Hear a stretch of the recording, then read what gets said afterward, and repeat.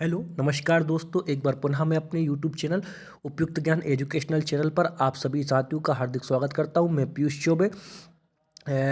मैंने अपना group D जो पीईटी और जो और भी आगे की जो प्रक्रियाएं थी वो 2018 में पूरी की थी, और मैं 2018 में ग्रुप डी के पद पर 6 महीने कार्य करने के बाद अभी वर्तमान में टेक्नीशियन के पद पर हूँ। तो मैं आपको बहुत अच्छे से एक्सप्लेन कर सकता हूँ कि आपको जो आपका पीईटी होने जा रहा है। सबसे पहले तो मैं इसमें इस पीईटी में आरआरसी जबलपुर की बात करूँगा स्पेशली, ठीक है।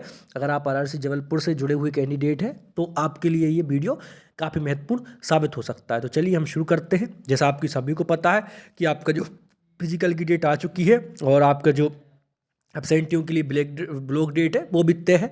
तो सबसे पहले की बात यह है कि जैसे मान लीजिए आपका जो रिपोर्टिंग टाइम है उससे पहले आप जो अपना जबलपुर, जैसा आपको पता है आरआरसी जबलपुर में आपका जो पीईटी कंडक्ट हो रहा है, आप जबलपुर पर 8:30 जैसा आपका रिपोर्टिंग टाइम है, 8:30 या जिसका 9:30 है, वह रिपोर्टिंग टाइम के प्रयास करें आधे घंटे पहले वहाँ पर अपना रिपोर्टिंग स्थल पर पहुँच जाए, ताकि कोई भी नर्वसनेस उसको दिमाग पर बिल्कुल भी ना रहे। दोस्तों, आप याद रखेंगे कि आपने इसके लिए बहुत मेहनत की है, और आपको पता है कि जैसा कि कोई बंदा 5 साल से 6 साल से तैयारी कर रहा होगा पड़ोसियों के ताने, मैं इस चीज़ को बहुत अच्छी तरीके से समझ सकता हूँ, क्योंकि मैंने भी इस चीज़ को 4-5 साल अपने ऊपर झेला है। तो अब ये सब आ, इन सभी बातों का आप एक मात्र जवाब दे सकते हैं आपके पीईटी क्वालिफाई करके और आपको सिलेक्शन पाकर, ठीक है। एक आपका सिलेक्शन सबके मुंह बंद कर देगा। तो चलिए हम शुरू करते हैं हमारा वीडियो। क्या क्या पीईटी में आपको ध्यान रखना है।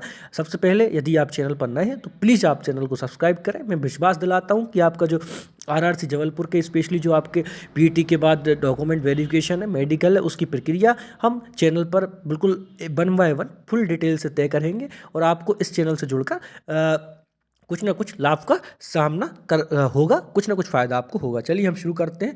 तो सबसे पहले हम जो आपके महत्वपूर्ण बिंदु हैं उन पर बात करते हैं। तो आप याद रखेंगे, आप ई बुलावा पत्र, आपका जो ई एडमिट कार्ड है वो आप लेकर आएंगे। और एक बात याद रखेंगे साथ ही, जो आपका एडमिट कार्ड है ना, उस पर आपका जो फोटो है, आपका नाम है, स्पष्ट रूप से अंकित होना चाहिए, ताकि कोई भी आपको मिस मैचिंग करते समय आपको कोई भी दिक्कत ना हो। आप चाहें तो अपना, अगर आपको दिक्कत हो रही है फोटो में, तो आप कलर प्रिंट आउट निकाल सकते हैं, ताकि आपकी जो फोटो है पीईटी अधिकारी को स्पष्ट रूप से दिखाई दे, ठीक है। फिर सबसे पहले आप अपना एक पहचान मूल पत्र, आईडी कार्ड, जो भी आपका आधार कार्ड है, पैन कार्ड है, बहुत सारे वोटर आईडी, जो भी आपको लगे वो आप लेकर आ सकते हैं। आपको एक बात याद रखें, पासपोर्ट आकार के 6 फोटो है ना, आप याद रखेंगे 6 फोटो आपको लेकर आना है, ठीक है। और इसके बाद आपका जो बायोमेट्रिक है वह आपका पीईटी स्थल पर होगा। याद रखेंगे, क्योंकि इसे आपको पता है कि जो आपका सीबीटी में आपका फिंगरप्रिंट है, और वही फिंगरप्रिंट आपका पीईटी में मैच किया जाएगा, ठीक है। अब इसके बाद हम बात करते हैं, आप किसी प्रकार की इलेक्ट्रॉनिक डिवाइस, आप चाहें तो आपका जो स्टॉप कीपर वगैरह टाइम के लिए आप यूज़ नहीं कर सकते, वो चिप लगाएंगे।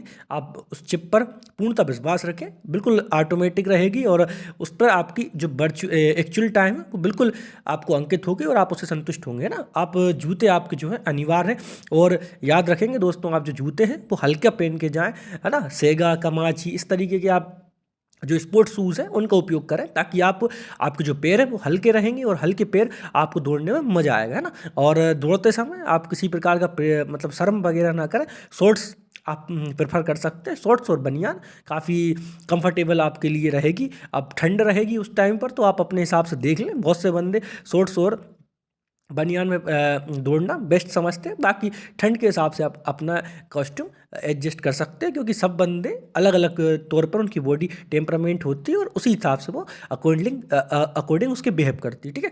फिर जैसा आपको पता है कि 35 किलोग्राम का वजन, और महिलाओं को 20 किलोग्राम का वजन, और आप उठाना है, ठीक है। आप याद रखेंगे, पीटी आपके 2 चरण में होगी।